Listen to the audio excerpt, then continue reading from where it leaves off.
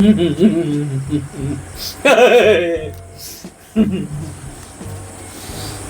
বলবো ভাই, মাথা মানে খারাপ হয়ে গেছে এরকম খেলা দেখে, মাথা পুরোপুরি খারাপ হয়ে গেছে। আর আমি এটা আমি ইনসিডেন্ট বলি, যে আমি টিকিট পাইনি, ঠাকুরের অশেষ কৃপা আমি টিকিটটা পাইনি। যদি আমি মাঠে গিয়ে এরকম খেলা দেখতাম, তাহলে আমি স্ট্যান্ডার থেকে ঝাঁপিয়ে পড়তাম, পুরো একেবারে ঠাকুরের কাছে চলে যেতাম। ঠাকুরের অশেষ কৃপা, বলছে না আজকে তোকে আমি আমার কাছে আসতে দেবো না, তুই যা কাজ করে গেছিস আমি আজকে তোরে আসতে দেবো না। মানে এটা কি ছিল ভাই, কি কি বলবো আমি, এরকম মোহনবাগানকে এরকমভাবে জামা কাপড় খুলে রড গরম করে মানে এরকমভাবে মারা আমি দেখেছিলাম। মারতো কারা, যখন আমরা ওই এএফসি লিগগুলির কোয়ালিফাইং রাউন্ড খেলতাম, মানে এখন যেটা AFC champions league elite, AFC champions league 2 এবং মানে এএফসি চ্যালেঞ্জার কাপ, এগুলিতে যখন আমরা কোয়ালিফাইং রাউন্ডগুলি খেলতাম, তখন দেখতাম কোয়ালিফাইং রাউন্ড, গ্রুপ স্টেজ না, কোয়ালিফাইং রাউন্ডে এরকমভাবে আমাদের হারতে হতো 4-0, 6-1, 5-0, 3-0, 8-2, 8-1, এরকমভাবে তখন আমরা হারতাম। এখন তো দেখি ডুরান কাপ কি পরিস্থিতি, ইস্ট বেঙ্গল ডুরান কাপে আমাদের 4-1 হারাচ্ছে। মানে এটা ভাবা যায়, এটা জীবনও ভাবা যায়, ইস্ট বেঙ্গল ডুরান কাপে আমাদের হারাচ্ছে 4-1 হারাচ্ছে। মানে এটা হারানো না, পুলিশ স্টেশন ওই জামা কাপড় খুলে ওই রড গরম করে যেটা বলছি না, তেল মাখিয়ে দিয়ে দেয়, ওরকমই পরিস্থিতি। এর থেকে ভালো কথা আর কি বলবো, এর থেকে তো ভাই আর্জেন্টিনা ভালো খেলেছে ফাইনালে, 10 জন নিয়ে 116 মিনিট অবধি আটকে রেখেছিল স্পেন রে, যেই স্পেন ফ্রান্সরে হারিয়ে দিয়েছিল 2-0, ফ্রান্সও শট নিতে পারছিল না ওই লাস্ট সেকেন্ডের আগে। মানে আর্জেন্টিনা 10 জনে ভালো খেলেছে, ওইটা একটা ফাইনাল ছিল।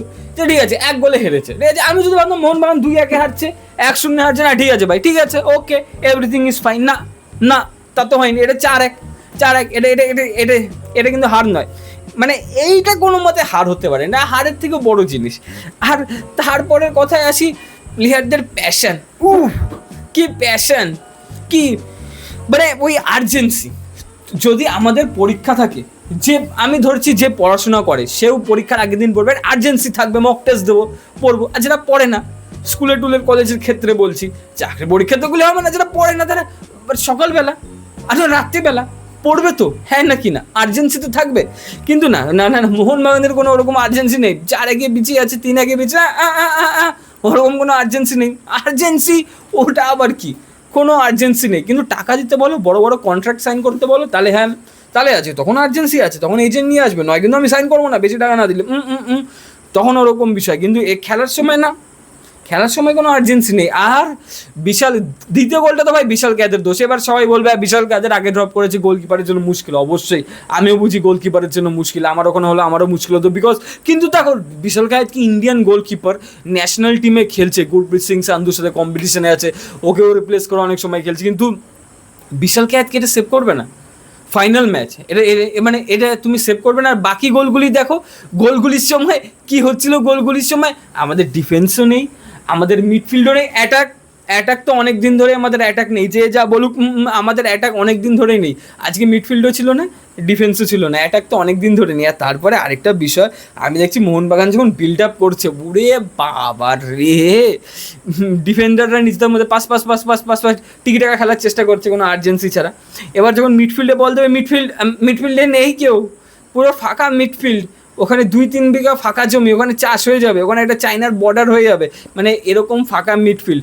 আর তারপরে যদি মিডফিল্ডে বল দিয়েও দিলে, এবার মিডফিল্ড থেকে বল ক্যারি অন করবে, থ্রু পাস দেবে। এবার ওইখানেও দেখি এত ফাঁকা, তারা মিগুয়েলের নামে একটা সিকোয়েন্স দেখলাম, এত ফাঁকা জায়গা বল দেবে, তা না ও ইস্ট বেঙ্গলের প্লেয়ারের গায়ে বল মেরেছে, ভাবছি ইস্ট বেঙ্গলের খেলছে এখনো।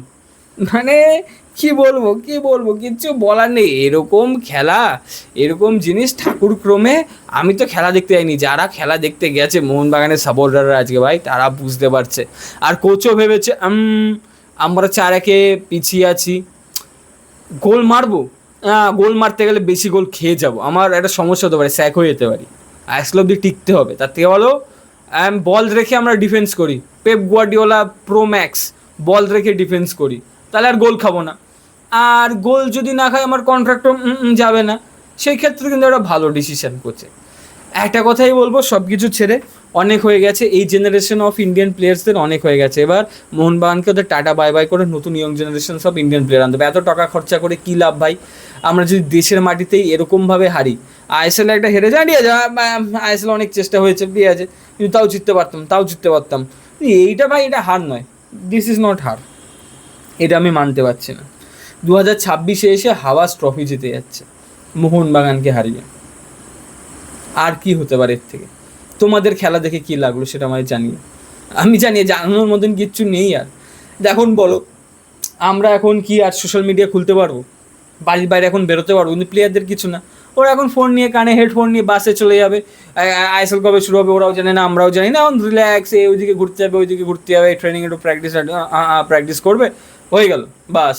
আর আমরা, কালকে তুমি অফিসে যেতে পারবে, স্কুলে যেতে পারবে, এরকমভাবে মুখ দেখাতে পারবে বন্ধুদের। সোশ্যাল মিডিয়া খুললে এখন ইস্ট বেঙ্গলের কী বলবো আর, কিচ্ছু বলার নেই। বাই।